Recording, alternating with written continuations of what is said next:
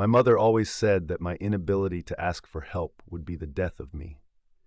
So when I was jumped and stabbed one night, it wasn't a surprise that I never went to a hospital. I remember that night very clearly. I was going to a movie theater, a local small one that was showing Silence of the Lambs.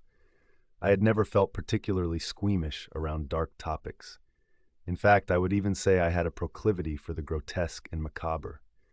As a young child, I suffered from schizophrenia, causing vivid hallucinations and dreams. Then, when I was older, maybe 13, people always told me I was a sort of bait and switch. I dress in what most people would call frilly, not in that girly girl way, but I liked wearing old-style dresses that went down to my ankles. So when people realized that I was indeed obsessed with the occult, they would often flee the other way, sometimes literally. Most people considered me a sort of witch, a taboo that no one would want to hang out with. For this reason, I was always a lonely sort of girl. So going to this movie, I was completely alone. This is important to the story, I promise. It was about 6 o'clock, if I remember correctly. I was walking down the sidewalk towards the movie theater. The neon signs were flickering on and off, either due to low budget or, more enticingly, ghosts. My shoes made a faint, rhythmic tapping sound on the concrete as I approached the theater. I was nearing the corner, about a block away from my destination, when someone grabbed me by the hair. I was yanked in the other direction by whatever had just grabbed me. I remember turning around then. The person who had grabbed me was Kirk. Kirk was a kid who went to the same high school as me. He was a notorious bully and often picked on me for my unusual personality. I hated him, but I was too afraid to say anything, for fear my mouthiness might land me a large bruise. I remember saying to him, "Please, what do you want? I'm just trying to see a movie." Kirk pulled something out of his pocket. I couldn't see it much in the darkness of the street alley he had pulled me into, but he brought it closer to my face and I realized it was a Swiss Army knife. I started panicking. I had no idea what he was going to do with that knife, but I was afraid. Once he had pulled that same knife on a girl in my class. She had gone to the hospital after he had carved his own initials into her chest. Kirk was a horrible person. I hated him, but I was frozen with fear. Kirk said he was going to make me pay. I asked him why he was doing this. Kirk didn't answer. Before I had time to say another word, he drove my body into the ground, making me hit the concrete and knocking all the air out of me. I tried to yell for help, but all that came out was a cough. Kirk knelt down and, well, you can infer the rest. He stabbed me with that knife several times, twice in the chest and 3 times in the stomach. I felt the knife puncture my skin, and let me tell you, a stab wound is not like how movies portray them. The knife doesn't go in smoothly, only a small amount of blood trickling out. No. When you get stabbed, there is a moment where the skin has a little give, and then a sickening slicing noise as the knife goes into you. Then blood spews everywhere. On the killer's face, all over the victim as well. And the pain, the unimaginable, searing pain. I felt it rise through my entire body, making me black out, only a portion of my killer's face still visible. I saw Kirk leave, wiping his hands on his black pants and then running away, my blood still on his shirt. I was still breathing. I had been stabbed 5 times, and I was still breathing. I knew I had to get myself to a hospital. But at the same time, well, didn't the doctors already have enough on their plate? Didn't they have patients to treat? If I go there, someone else could die while I get fixed. No, I can't go to the hospital, I thought to myself. So I didn't. For 5 minutes I lay in that alleyway, bleeding and crying and fighting the pain that had taken a hold of my body. I felt hot tears stream down my cheeks as my fingers twitched, my breathing becoming slower and slower. This is it, I thought to myself. Everything I've done in my life, it all led to this. I hope I go to heaven. And eventually my breathing stopped altogether. Then it was just deafening silence. But for some reason, I was still alive? No, alive wasn't the right word for it. Suddenly I was standing over my dead body, looking down on it. Blood stained the front of my dress. What once had been a lavender color was now a dark crimson color. I stepped away from my body, panic-stricken. I backed up against the wall, trying to get as far away from the corpse as possible. No, not the corpse. My corpse. My corpse. That's a funny thing to think about, isn't it? One moment you are alive, and the next you are not. There is no signal, no blinding light or angels. It's just one moment alive and the next dead. Anyways, I had entered some sort of angelic state, I assumed. I was always a very religious girl, growing up in a very Christian family. So naturally, when I saw myself standing above my own dead body, I assumed I had been reincarnated as some kind of angel. Unfortunately, this was not the case. I backed out of the alleyway, unable to take my eyes off of my own cadaver. Eventually, I turned the corner and walked out into the street. It was like nothing had happened.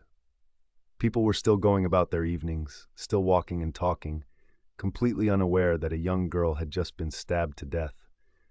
It looked like time had passed, though, maybe 3 hours. The sky was darkening, although the amount of pollution blocked out any sign of stars in the sky. I assumed someone would take notice to my blood-stained dress, but such was not the case. I walked aimlessly among the crowds, slowly wandering home. The truth was, I was afraid to return home. I was confused and scared, and I knew my parents didn't even know that their baby girl had just been killed. I was freaking out. But slowly, surely, I made it to my small apartment, the steps of the building still the same as they always were. I eventually made my way to the elevator, stepping in with people who barely took notice of me. It was as if they were simply staring right through me. I waited patiently as the lift made its slow journey up to the 4th floor where my residence was. I opened the door to my parents' apartment. My mother and father were talking. They looked concerned. "Alice hasn't returned from the theater yet," they said. "I hope she's all right," said my father, wringing his hands together until his knuckles went white. I felt tears sting in my eyes as I watched my parents talk, unknowing of my death just a few hours before. It's agony, to watch your own parents cry in front of you. Suddenly all the confidence and idolization you had put in them melts away, and the real them shows through. It's sort of comforting as well, though, to see their human side. They put out missing posters the next day, filed a missing persons report, and waited. I watched them cry and hug each other. I watched my own parents devastated by my disappearance. A couple days later, they found my body. My parents were even more grief-stricken. My mother was weeping day after day, while my father became reclusive and started drinking again. All the while, I could do nothing but stand at their side. My mother and father never noticed me when I comforted them, and that made me sad. Over time, my parents grew older and older. I watched the entire thing through. My mother died of cancer at 80. My father died a couple years after that from alcohol poisoning. I was sad, but there was a part of me deep down that was relieved. I wouldn't have to see my parents mourn anymore. Part of me thought they would return, like I had, but they never did. Day after day, I waited patiently by the sofa. Days turned into months and into years. Eventually, a new family moved in. They had a little girl. Her name was Daisy. She was a sweet girl, only 11 at the time. I took a liking to her, as I could sort of see myself in her. She was bookish like I was, had a proclivity for ghost stories and Victorian-era culture.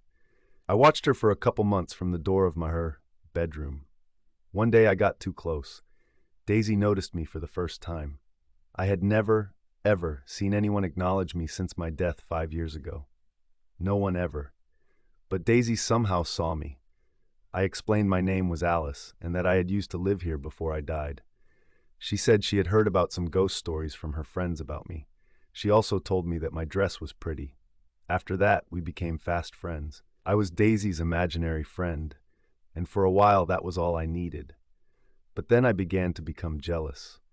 Daisy was always hanging out with her family, her mother, father, and brother. She didn't spend as much time with me anymore. One day when I asked, Daisy simply said that her family was real and that I was not. I became resentful of Daisy, making things in the house subtly worse by moving items and breaking things without the family knowing. Daisy, of course, knew everything. After that, she stopped talking to me completely, and I felt sad. I was no longer resentful. I just wanted my old friend back. Daisy was the only person I had been able to talk to in years, in my whole life practically, and now she was gone too. I had never had a real friend in my life, but the moment I got one, I immediately pushed her away. I began to cry. I cried for days, just like my parents.